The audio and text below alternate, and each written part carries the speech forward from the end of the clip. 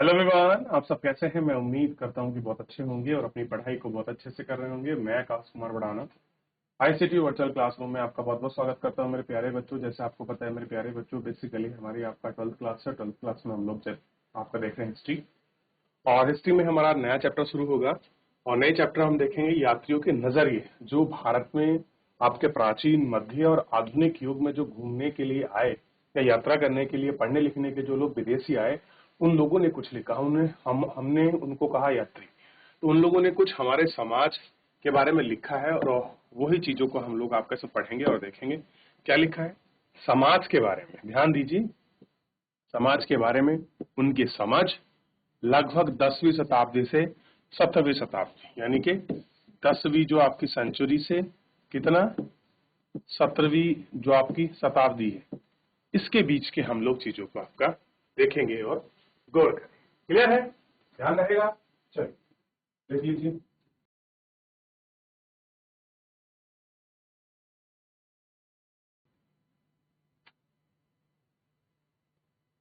सबसे पहले देखिए, महिलाओं और पुरुषों ने कार्य की तलाश में प्राकृतिक आपदाओं से बचने के लिए व्यापारियों, सैनिक, पुरोहित और तीर्थों के रूप में या फिर साहस या भावनाओं को प्रेरित होकर यात्राएं की। तो यात्रा का कारण क्या था? या तो व्यापारिक रूप से कर रहे थे, या सैनिक उनका पर्पस था, या फिर वो पुरोहित रूप से या तीर्थ यात्री के रूप में केवल घूमने फिरने आए। यही वो कारण था जिसकी वजह से वो भारत आ रहे थे। वे किसी नए स्थान पर आते हैं और वे बस जाते हैं। कई स्थान पर आए और वहां बस जाते हैं।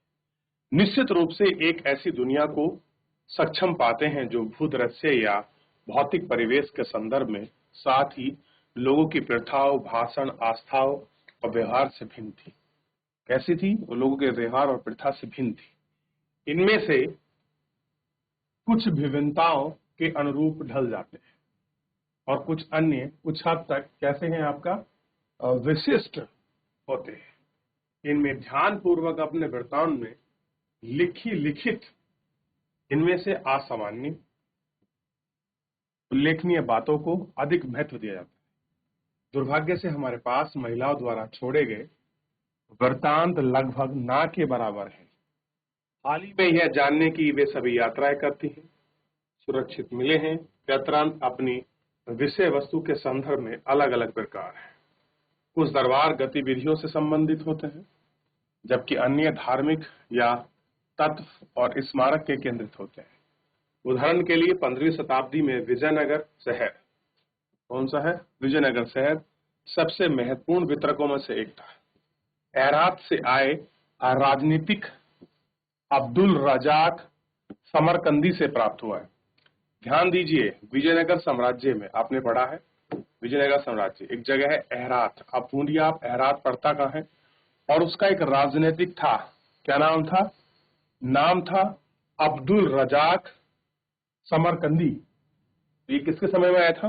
ये विजयनगर साम्राज्य थे। और आप देखेंगे विजयनगर साम्राज्य में कृष्ण देव राय शासन कर, कौन कर रहे हैं? कृष्ण देव राय, उनके शासनकाल में। क्लियर है? आप देखिए, मुगल साम्राज्य प्राप्त हो रहा है। कई वहां यात्रा सुदूर क्षेत्र में नहीं की जाती थी। उदाहरण के लिए मुगल साम्राज्य 8वीं 9वीं शताब्दी के प्रारंभ, वहां प्रशासनिक अधिकारी कभी कभी साम्राज्य में के आपके भीतर ही भ्रमण करते थे। वे अपनी टिप्पणियां दर्ज करते थे। वे कुछ अपने ही देश की लोकतांत्रिक प्रथा था, जनवाताओं परंपराओं को समझना चाहते थे। इस अध्याय में हम यह देखेंगे कि उपमहाद्वीप में आए यात्रियों द्वारा दिए गए सामाजिक जीवन के वितरण अध्याय किस प्रकार हमें अतीत के विषय में ज्ञान बढ़ा सकते हैं। इसके लिए हम अतीत के 3 व्यक्तियों का वृत्तांत ध्यान से देखेंगे।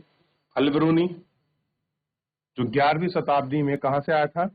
उज्बेकिस्तान से। तो अलबरूनी उज्बेकिस्तान से आया था। एक था इब्न बतूता, तो 14वीं शताब्दी में आया था। और एक था मोरक्को, जो आपका फ्रांसीसी यात्री आता फ्रैंक बर्नियर, 17वीं शताब्दी में आया। तो इनके विषय में हम लोग पढ़ेंगे कि इन्होंने हमारे समाज को कैसा दिखाने का प्रयास किया, क्या इन्होंने हमारे समाज को देखकर कैसा इनको महसूस हुआ, क्या इन्होंने सीखा, क्या इन्हें लगा कि भारतीय समाज किस प्रकार का है, और कैसे इन्होंने भारतीय समाज को देखा और उस समाज के बारे में इन्होंने अपनी यात्रा के दौरान जो अपने यात्रा वृत्तांत लिखे, अपने यात्रा के जो एक्सपीरियंसेस को लिखा, उन पर हम लोग बात करेंगे। कैसे उनके वृत्तांत थे, कैसी उनकी यात्राएं थी, क्या क्या चीजें कर रहे थे, किस तरीके का था, इन सब पर हम लोग। क्लियर है? तो इतना ध्यान रहेगा सभी को, ठीक है। आइए कुछ चीजें हैं जो वो उसमें दी गई थी, थोड़ा हम लोग आपका देखते हैं। जैसे आप देखिए, ये दिखाए गए हैं पान के पत्ते, चांदी का वर्क लगा हुआ और गुलकंद इसके ऊपर रखी हुई है। ये चांदी के पत्ते पान के पत्ते हैं, और नीचे हैं नारियल। कई यात्रियों के नारियल और पान जैसी चीजों का असामान्य मानते थे। यार ये पान और नारियल मिलना बहुत जगह असामान्य जिस तरह से ये लोग ग्रहण करते हैं, थोड़ा इनको जो इनका सामाजिक और राजनीतिक जो आपका परिदृश्य है, अगर इसमें होगा, हम उनका भी अध्ययन करेंगे। एक बार देखिए, तो चैप्टर की तरफ आगे बढ़ते हैं।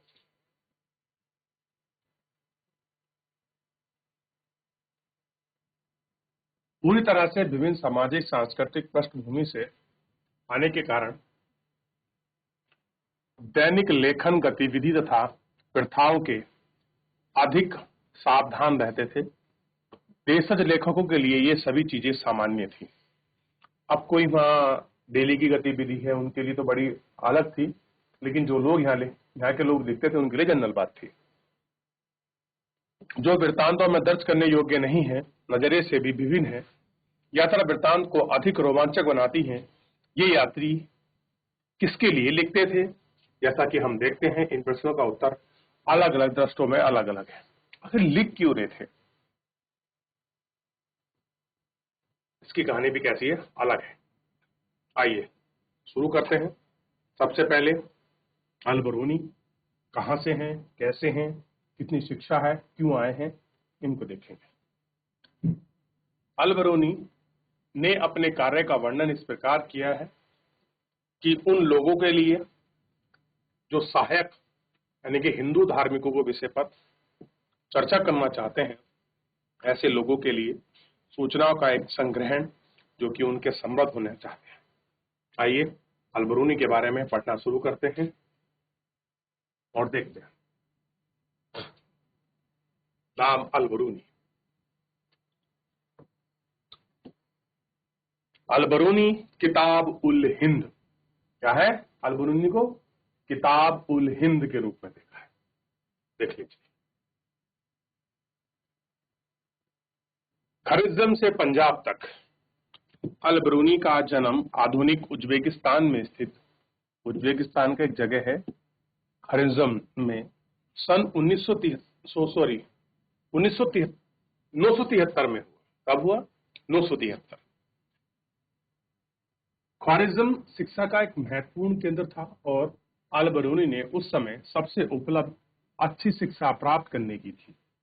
वहां कई भाषाओं का ज्ञाता था, जिसमें सीरियाई, फारसी, हिब्रू, संस्कृत शामिल थी। उसे कई भाषा भी आती थी। हालांकि वह यूनानी भाषा का जानकार नहीं था, उसको यूनानी जो थी वो भाषा आपका नहीं आती थी, पर फिर भी वह प्लूटो और यूनानी दार्शनिकों के कार्य से पूरी तरह परिचित था, क्योंकि उस समय में यूनान के जो दार्शनिक थे, प्लूटो जो वगैरह हुए हैं, उनका बड़ा उस समय आपका प्रभाव था पश्चिम में, उनके विचारों को बड़ा सराहा जाता था।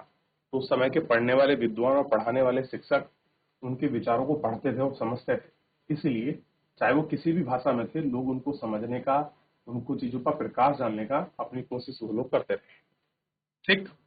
जिससे अरबी अनुवाद के माध्यम से पढ़ा गया। क्या हुआ? उन सारी चीजों का आपका ट्रांसलेशन के माध्यम से लोगों ने पढ़ा। सन 1017 में ख्वारिज्म से पर आक्रमण के पश्चात मुल्तान महमूद यहाँ के कई विद्वान और कवियों को अपने साथ राजधानी गजनी ले गया। कहाँ ले गया? गजनी। अल-बरूनी भी उनमें से एक था। वह बंधक के रूप में गजनी आया और उसे धीरे धीरे यहाँ के शहर पसंद आने लगे और 70 वर्ष की आयु में अपनी मृत्यु तक अपने बाकी जीवन यहाँ व्यतीत रहा। गजनी ही अल-बरूनी की भारत के प्रति रुचि विकसित हुई। गजनी में ही क्या हुआ? उसकी अल ब्रूनी की क्या हुई कि चलो भारत चलते हैं, और भारत में ही क्या हुई, आपका रुचि विकसित हुई। कह रहे कोई असामान्य बात नहीं थी कि 8वीं शताब्दी से ही संस्कृत में रुचि खगोल विज्ञान, गणित, चिकित्सा संबंधी कार्य अरबी भाषा में अनुवाद होने लगे थे। चाहे वो कोई विज्ञान का हो, खगोल का हो, गणित का हो, चिकित्सा का हो, ये सारे जो अब कार्य थे ये पहले संस्कृत में थे। मूल रूप से संस्कृत से इनको ट्रांसलेट किया गया, इनको अनुवाद किया गया अरबी भाषा। ठीक। पंजाब के गजनवी साम्राज्य का हिस्सा बन जाने के बाद स्थानीय लोगों से होते हुए संपर्क में आपसी विश्वास और समझ का वातावरण बनने में मदद मिली। और महमूद गजनवी क्या करता है, भारत पर आक्रमण करता है, और आपको पता है सोमनाथ को लूटता है, और सोमनाथ को लूटने के बाद इसका कुछ क्षेत्र इसके कब्जे में रहता है। ठीक। और आप देखते हैं कि जिन क्षेत्रों को लूट लेता है वहां बदशाह है, उन क्षेत्र में उसका पथ होता है, तो वहां इसके लिए अलबरूनी के लिए चीजें आसान हो जाती है। अलबरूनी ने ब्राह्मणों, पुरोहितों तथा विद्वानों का कई वर्ष बिताए। उन्होंने जो मदद की, जो वहां के ब्राह्मण थे और जो आपके पुरोहित थे, उनके साथ उन्होंने एक लंबा समय गुजारा। कई वर्ष बीते, संस्कृत, धर्म, दर्शन का ज्ञान प्राप्त हुआ। हालांकि उनका यात्री कार्यक्रम स्पष्ट नहीं था, फिर भी प्रतीत होता था कि पंजाब और उत्तर भारत के कई हिस्सों की यात्रा की थी। कैसा था, उन्होंने कई हिस्सों की क्या की, उन्होंने यात्रा की थी। किसने, अलबरूनी ने। आपको पता लगेगा कि कहां से अलबरूनी आया था। चलिए अब देखिए, यानी कि आज भी अगर आपको चीज महसूस होगी कि अगर इतिहासकार और कभी कहीं भी आया है, उसकी हर आदमी ने मदद की, तवज्जो पूरी उसको मिली है, रेस्पेक्ट दिया है, क्योंकि विद्वत्ता को सपोर्ट करती है।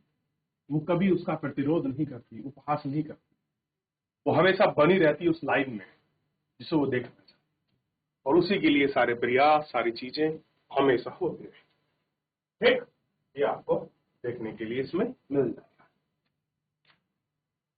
आगे बढ़े, उसने लिखने का प्रयास, यात्रा वृत्तांत अरबी साहित्य में एक हिस्सा माने चुके थे या बन चुके थे।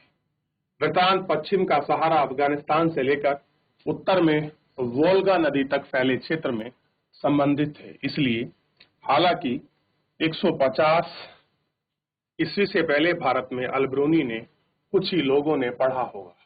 1500 ईस्वी से पहले भारत में अलबरूनी को कुछ ही लोगों ने पढ़ा होगा। भारत से बाहर कई अन्य लोग संभव ऐसे थे जो यह कर चुके थे। यानी 1500 पहले अलबरूनी को भारत में 2-4 लोगों ने पढ़ा हो, लेकिन औरों ने पढ़ा है, अलबरूनी के बारे में लिखा है। उनकी किताब थी बड़ी फेमस, और आप देखोगे हिस्ट्री में देखने को मिलती है कि जब महमूद गजनवी भारत पर आक्रमण कर रहा था तो अपने गुलाम कुतुबुद्दीन ऐबक को वो छोड़ के जाता है, तो अलबरूनी साथ आता है। क्लियर है। और अलबरूनी एक बुक लिखता है, किताब उल हिंद, बड़ी फेमस है किताब उल हिंद, यानी कि इसमें भारत की खोज के विषय में लिखा है। क्लियर है। अरबी में लिखी गई है। अगर आप इसकी भाषा को देखोगे मूल रूप से किसमें लिखी है, तो ये बुक है अरबी भाषा में। अलबरूनी की कृति है किताब उल हिंद की भाषा एक सरल और स्पष्ट है, और एक देखेंगे विस्तृत ग्रंथ है जो कि किस पर है, धर्म, दर्शन, त्योहार, खगोल विज्ञान, किमिया, रीति रिवाज, प्रथा, सामाजिक जीवन, भार-तोल, मापन विधि, मूर्तिकला, कानून, मापतंत्र विज्ञान आदि विषयों पर आधारित 80 अध्यायों में विभाजित है। कभी कभी फैक्चुअल पूछ लेता है कि कुतुबुल उल अलबरूनी की बुक है किताब उल हिंद, इसमें कुल कितने अध्याय हैं, कितने चैप्टर हैं, तो 80 चैप्टर में इस बुक को डिवाइड किया उसने। और कौन कौन सी चीजों के बारे में लिखा है, तो जितनी भी भारत में उस समय की जो उसको यूनिक लगी, भारत की नापतोल प्रवाणी बड़ी योलोक थी। आप देखेंगे यहाँ मापने का जो पैमाइश है हमारे यहाँ पहले से ही है। अगर आप सिंधु घाटी सभ्यता को पढ़ेंगे और वैदिक, उत्तर वैदिक में पढ़ेंगे, तब भी हमारे यहाँ लगान कर सब कुछ माप तोल के लिए जाते थे। तो बड़ा यूनिक तौर है कि सामाजिक प्रथा, कानून, मूल्यांकन, माप तोल और यहाँ खगोल विज्ञान बड़े अपने आप में यूनिकता रखता था। ठीक, और ये सारी चीजें हमको यहाँ दिखाई दे। देखिए कैसे कैसे मिली ये।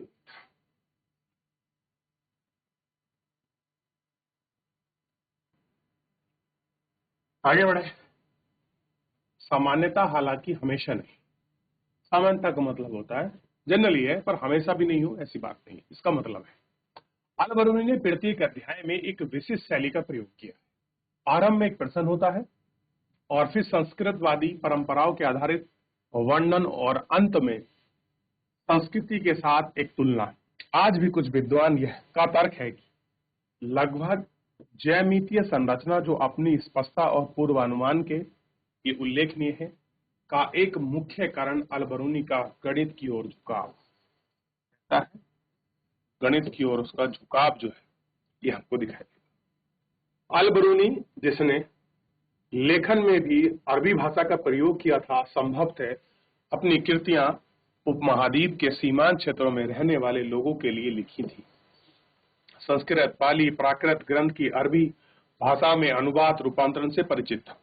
बहुत सारे संस्कृत, पाली और प्राकृत, उस समय की पाली भाषा चलती थी, ठीक है, लोगों की आम बोलचाल में एक परिभाषित किया तथा रूपांतरण की परिचित है। इसमें दंत कथा जो आम बोलचाल की कथाओं में चलती हैं, खगोल विज्ञान, चिकित्सा संबंधी कीर्तियां शामिल थी। साथ ही इन ग्रंथों में कई लेखन सामग्रियां शैली के विषय में उनका दृष्टिकोण आलोचनात्मक था और निश्चित रूप से ही वह सुधार करना चाहते थे।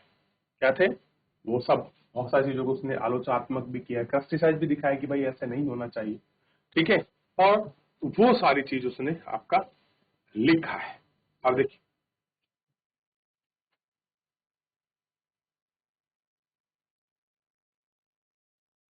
अब ये देखिए चित्र 13वीं शताब्दी में अरबी पांडुलिपि का एक चित्र है, जिसमें 6ठी शताब्दी ईसा पूर्व में एथेंस के राजनेता और वहां कवि सोलोनो को विद्यार्थियों को संवाद करते हुए दिखाया गया है। एथेंस एक आपका शहर था यूनान का। सोलोनो यानी कि जो उनके टीचर हैं ने अन्य विद्यार्थियों को कपड़े को ध्यान देते हुए दिखाया है। ये टीचर हैं और ये उनके स्टूडेंट हैं, ठीक है। अब एक चीज थोड़ा सा यहाँ मिलता है, हिंदू शब्द 6ठी और 5वीं शताब्दी ईसा पूर्व में प्रमुख प्राचीन फारसी, जिसका प्रयोग सिंधु नदी के पूर्व के क्षेत्र के लिए होता। देखिए, ये लोग सैको है पढ़ते थे, ठीक, इसलिए सिंधु से हिंदू हो गया। अरबी लोगों ने इस फारसी शब्द के जरिए इन क्षेत्र में अल अल हिंद यानी कि यहाँ के निवासियों को हिंदी कहा। कालांतर में तुर्कों ने पूर्व सिंधु के पूर्व में रहने वाले लोगों को हिंदू, देखिए हिंदी हो गया। पहले सिंधु से हिंदी हुआ और हिंदी से फिर उसके बाद जो आपके तुर्की लोग आए, तुर्की ने इनकी हिंदू कर दी। उनका निवास क्षेत्र हिंदुस्तान, उनकी भाषा हिंदवी के नाम से पड़ा। इसमें से कोई शब्द जो लोग धार्मिक पहचान का द्योतक नहीं था। इसमें कोई मतलब धार्मिक आपका चीजों के रूप को नहीं रखा था, बस ये रखा था ये आपकी सिंधु नदी है, इस पार के क्षेत्र में रहने वाले लोगों को क्या कहा गया? हिंदी। और हिंदी के बाद आपके तुर्कों ने इनको क्या कह दिया? हाँ, तुर्कों ने इनको बोल दिया सिंधु। इस समझ और प्रयोग और भाषा के रूप में देखने के लिए हमको मिला। तो ये है अल बरूनी की अपनी खोज और थोड़ा सा एक प्रयास का, क्लियर है, जो हमको दिखाई दिया। चलिए आगे बढ़े। तो ये रचना थी अल बरूनी की, ठीक, देख लिया। अब इसके बाद मोरक्को के दूसरे व्यक्ति यहां भारत आए, इब्न बतूता। इनकी बुक थी रहेला, जैसे उनकी क्या थी? किताबुल हिंद, भारत की खोज कहते हैं उसको, अरबी में लिखा हुआ है, लेकिन उसके हिंदी अनुवाद क्या था? भारत की खोज। और इब्न बतूता ने लिखी रिहाला, रिहल्ला बोलते हैं कुछ, रिहाला बोलते हैं, ठीक। और आपको पता है भाषा अरबी, और यहां पहुंचिए इनकी भाषा भी अरबी। भाषा कैसी है इनकी? अरबी में इन्होंने लिखा है, ठीक। छोटा सा वितरांक है, पहले इसको पढ़ते हैं। घोंसले से निकलने वाले पक्षी, रिहल्ला से ले लिया गया एक उदाहरण है कि जन्म स्थान तैजरिया में मेरा प्रस्थान गुरुवार को हुआ, मैं अकेला ही निकल पड़ा, बिना किसी साथी यात्री के। कारवां के जिसने टोली में मैं शामिल था, लेकिन अपने अंदर एक अधिक प्रति आवेग और पुण्य स्थान के देखने की इच्छा लंबे समय से मेरे अंतःकरण में थी। प्रारंभिक होकर मैंने अपने परिजनों को नहीं छोड़ा, निश्चित ही दृढ़ होकर अपने घर पर ऐतिहासिक छोड़ दिया। पश्चिम अपने घोंसले को छोड़ दिया और उस समय मैं 22 वर्ष का था। इब्न बतूता 1354 में घर वापसी पहुंचा और अपनी यात्रा की और 30 वर्ष के बाद उसने बहुत सारे वितरकों को लिखा। तो आज हम मान लीजिए हमने केवल अल-बरूनी तो ही पढ़ा, उसने भारत की खोजों को देखा। फिलहाल जो है आज के लिए इतना ही, मिलेंगे नेक्स्ट लेक्चर में। तो अल-बरूनी बहुत सारे ऐसे भारत में आए यात्री वृत्तांकों के बारे में हम पढ़ेंगे। फिलहाल आज के लिए इतना ही।